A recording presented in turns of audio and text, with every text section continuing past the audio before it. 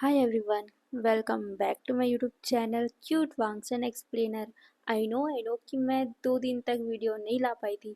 इसका भी रीज़न है। असल में मेरा मोबाइल पानी में गिर गया था और पानी में गिरने की वजह से वो ख़राब हो गया, तो मुझे मोबाइल को बनाने के देना पड़ा था और इसे बनने में पूरे 2 दिन लगे, पता है आपको।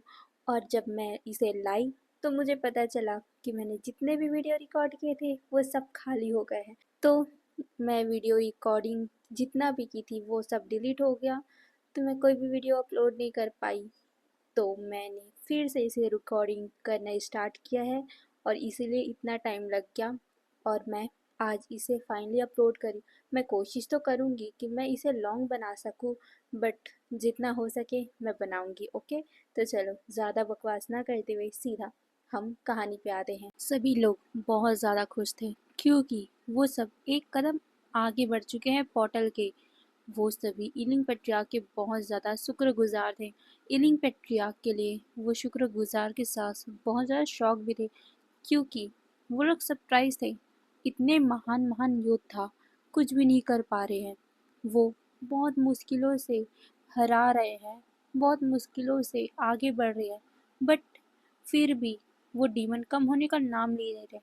बट इलिंग पेट्रियार्क ने कुछ ऐसा किया, थोड़ी सी मदद क्या कर दी। वो लोग सारे कल्टीवेटर्स एक पोर्टल के पूरे करीब पहुंच चुके हैं और उस पोर्टल को बंद भी कर चुके हैं, बट अभी भी पूरे कल्टीवेटर्स को हीलिंग पेट्रियार्क की मदद की ज़रूरत है, क्योंकि अभी तक पूरी तरीके से पोर्टल बंद नहीं हुआ है। भले ही उन लोगों ने एक पोर्टल बंद कर दिया है, बट उसके पीछे भी बहुत सारे पोर्टल्स हैं। एक के बाद एक वो पोर्टल्स खुलते जाएंगे जब तक ये सारे लोग उस मेन डीमन को नहीं मार देते जिसने इस पोर्टल को ओपन किया है। तब तक ये पोर्टल खुलता रहेगा। इसीलिए सभी को एक बहुत बड़ा सा प्लान बनाना ही पड़ेगा और उसको एग्जीक्यूट सिर्फ इलिंग पेट्रियार्क ही कर सकता है, सभी लोगों की मदद करके। बट इलिंग पेट्रियार्क को मदद करने के लिए हमारे पास भी आना पड़ेगा, यानी कि कल्टीवेटर्स के पास भी आना पड़ेगा और कल्टीवेटर्स के साथ कुछ प्लानिंग करनी होगी, क्योंकि यूं ही वो कुछ नहीं कर सकते। क्योंकि ये डीमंस जो इतने सारे थे वो नॉर्मली चींटी के समान थे मेन डीमंस के लिए। इससे बड़े बड़े और भी ज़्यादा डीमंस हैं। जब कल्टीवेटर्स इन सारे छोटे छोटे डीमंस को हरा नहीं पा रहे थे, तो बड़े डीमंस को हराना तो बहुत ज़्यादा दूर की बात है। वहीं इलिंग पेट्रियार्क ने इसे तो नॉर्मली हरा दिया, बट आगे आगे और भी ज़्यादा मुसीबतों का और भी ज़्यादा कठिनाइयों का सामना करना पड़ेगा।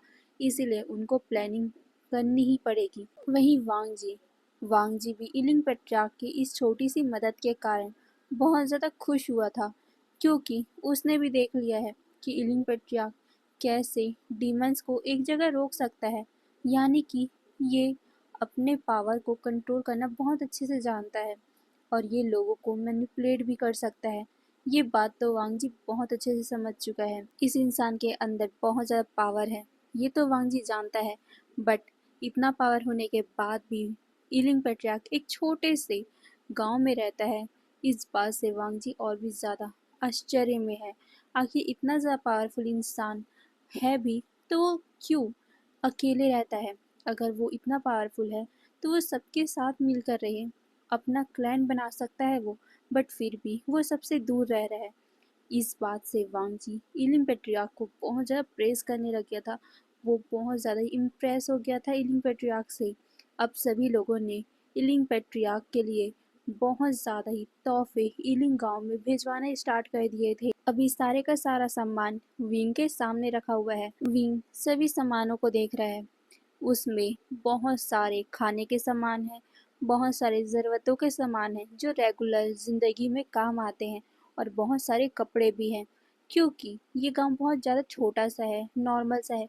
इस गांव में ज़्यादा खाना का सामान नहीं है, विंग भी जानता है। बट उन्होंने एक छोटा सा बगीचा बनाया, एक छोटा सा मतलब खेत बनाए, जिससे जितना भी खाना उगता है वो सब खाते हैं।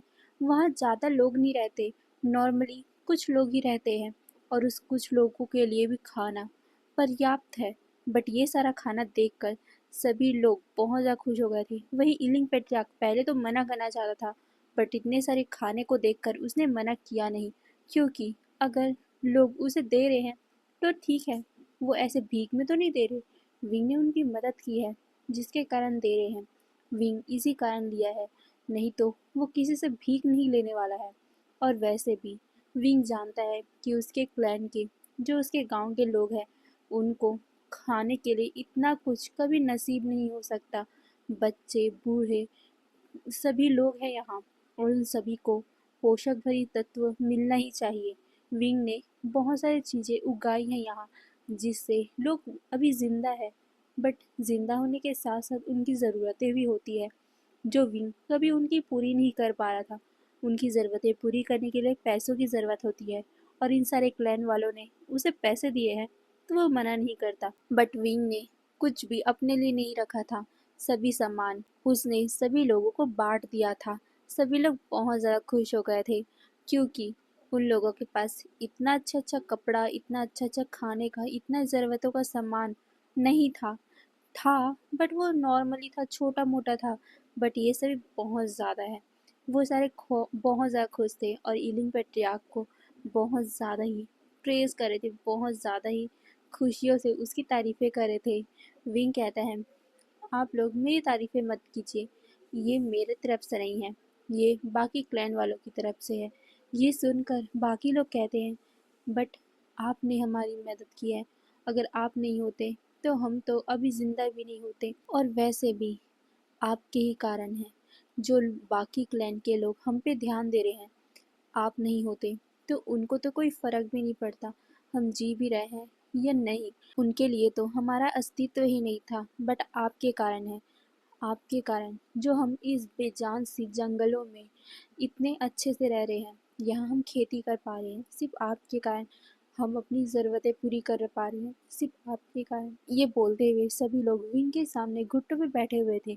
विंग उन सबको उठाता है और फिर कहता है, प्लीज़ आप लोग मेरी फैमिली हो, आप मुझे बड़ा मत बनाइए। फिर वैन किंग विंग के सामने एक बड़ा सा बॉक्स लाते हुए कहती, विंग, इसके ऊपर तुम्हारा नाम लिखा हुआ है, ईलिंग पेट्रियार्क का नाम लिखा हुआ है। ये सुनकर विंग कहता है, खोलो। ये सुन वैन किंग उसे खोलती है। उसमें एक बहुत ही सुंदर सा हानफू रखा हुआ था, और साथ ही उसमें कुछ ज्वेलरीज भी रखी हुई थी, जो अल्फाओं की थी। हाँ, अल्फाओं की। हाँ, ये कपड़े भी अल्फाओं के लायक ही बने हुए हैं। विंग शॉकिंगली उस कपड़े को देख रहा था, और अचानक ही वो हंसने लग गया। सब विंग को देखने लग गए। वही विंग कहता है, ओह, तो इनको लगता है कि इलिंग पेट्रियार्क एक अल्फा है। ठीक है, तो सबको शौक देना तो बनता है ना। उनको क्या लगता है कि सिर्फ पावरफुल अल्फा होते हैं? उन्हें तो बताना ज़रूरी है कि पावरफुल कोई भी हो सकता है, बस हिम्मत चाहिए होता है। उन्होंने ओमेगाओं को बचपन से ही कमज़ोर होना सिखाया है, इसीलिए आज तक कोई ओमेगा तलवार नहीं उठाया। अगर उठा ले तो इन अल्फाओं की तो कुछ नहीं चलेगा ना। इसीलिए इन सभी ने कभी सोचा ही नहीं कि एक ओमेगा भी पावरफुल हो सकता है। बट इन्हें बताना तो पड़ेगा कि एक ओमेगा पावरफुल हो सकता है। ये बोलते हुए विंग स्मक करता है। वो उस कपड़े की तरफ ही देखे जा रहा था। सभी लोग विंग की तरफ देखते हैं। विंग के दोस्त पूछते हैं, इसका क्या मतलब है? तुम वहां जाने वाले हो? ये सुनकर विंग उस कपड़े को देखते हुए एक ईविल सा स्मक करता है और कहता है, हाँ, उन्होंने खुद एक तूफान को अपने पास बुलाया है, तो तूफान को भी तो उनका विश पूरा करना पड़ेगा ना। ये बोलकर वो सब सामानों को देखता है और कहता है, रेडी करो हमारी बग्गी, हम भी तो चले। ये बोलकर वो उस लेटर को पकड़ लेता है, जो उस कपड़ों के ऊपर रखा हुआ था। हाँ, उन लोगों ने विंग को एक लेटर दिया था, जिसमें इनविटेशन लिखा हुआ था। विंग के पास तो कोई आ नहीं सकता ना, तो विंग को ही वहाँ जाना पड़ेगा। और वैसे भी विंग की गुरु माँ ने विंग को कह दिया था कि विंग को उनकी हेल्प करनी ही है, इसीलिए विंग उनकी हेल्प करेगा। बट इन लोगों ने विंग को अपने पास बुलाया है, तो उसका कुछ तो परिणाम इनको मिलेगा ही ना। विंग नहीं चाहता था इन लोगों के पास जाना। विंग नहीं चाहता था अपने पुराने दर्द को कुरेदना। बट जब विंग वहाँ जा ही रहा है, तो ये सभी उसके गम को, उसके दर्द को कुरेदेंगे ही। तो विंग को अपने दर्द को भुलाने के लिए कुछ तो करना पड़ेगा ना। विंग नहीं चाहता था इन लोगों के साथ कुछ करना, बट जब ये खुद चाहते हैं कि विंग उनके पास जाए, उनको दर्द दे, तो विंग करेगा। विंग इन सब का हिसाब पूरा करेगा। विंग अपने आप को सबसे दूर रख रहा था ताकि वो अपने गुस्से से सबको जला ना दे, बट अब ये खुद ही चाहते हैं कि मैं इन्हें जला दूं, तो मैं भी अब पीछे नहीं हटूंगा। सबका हिसाब मैं पूरा करूंगा। इसके लिए मुझे तो जाना पड़ेगा। ये बोलकर वो एक ईवी सा स्माइल दे रहा था। सभी लोग विंग की तरफ देख रहे थे। तभी युवान भागते हुए आते हुए कहता है, मम्मा अब कहाँ जा रहे हो? अब जहाँ भी जाओगे मैं आपके साथ जाऊंगा। ये सुनकर विंग युवान को अपने गोद में उठा लेता है और कहता है, नहीं, मैं तुम्हें लेके नहीं जाऊंगा, तुम यहाँ पर ही रहना। ये सुनकर युवान कहते, नहीं नहीं, मैं नहीं लाऊंगा, मुझे भी घूमना है। आप हमेशा घूमने निकल जाते हो, बट मुझे कहीं जाने नहीं देते। मुझे जाना है आपके साथ, प्लीज़ मम्मा प्लीज़। ये बोलते हुए वो विंग को बहुत ज़्यादा ही लाड प्यार करने लग गया था। वो विंग के पूरे फेस में किसेस करने लग गया था। वो उसे मनाने लग गया था कि उसे भी जाना है विंग के साथ, बट विंग मना करता है ये कहकर कि नहीं, विंग बड़े लोगों के साथ काम करने जा रहा है, तो बच्चे वहाँ पर नहीं जा सकते। ये सुनकर युवान मुंह बनाते हुए कहते हैं, मम्मा आप मुझे कहीं नहीं लेके जाते, मैं बस यहीं बंद हूँ, मुझे भी देखना है बाहर की दुनिया। ये सुनकर विंग उसके तरफ देखते हुए कहता है, क्या तुम्हें ये दुनिया अच्छी नहीं लगती? क्या तुम्हारी माँ की दुनिया तुम्हें अच्छी नहीं लगती? ये सुनकर युवान ने अपना सर नीचे कर लिया था। फिर वो अचानक ही अपना सर विंग के नेक में छुपाते हुए कहते हैं, बहुत अच्छी लगती है, बट मुझे जानना है कि बाहर क्या होता है, मुझे जानना है, मम्मा प्लीज़ मुझे ले चलो ना। ये सुनकर विंग युवान की तरफ देखता है। युवान अब हल्का सा मायूस हो गया था, रोने वाली आवाज़ें निकालने लग गया था, जिससे विंग समझ जाता है कि युवान रो रहा है। विंग उसे शांत करता है और कहता है, बेबी प्लीज़ मत रोना। ये सुनकर युवान कहते हैं, मम्मा प्लीज़ ना, आप मुझे कभी बाहर नहीं लेके जाते, मुझे जाना है, प्लीज़ मुझे ले चलो। ये सुनकर विंग शाय करता है और कहते हैं, ठीक है बाबा ठीक है, बट फिर तुम जल्दी वापस आ जाओगे, ओके? ये सुनकर युवान बहुत ज़्यादा हैप्पी हो गया था। वो कहते हैं, ये बोलकर वो विंग के गोद में उछलने लग गया था।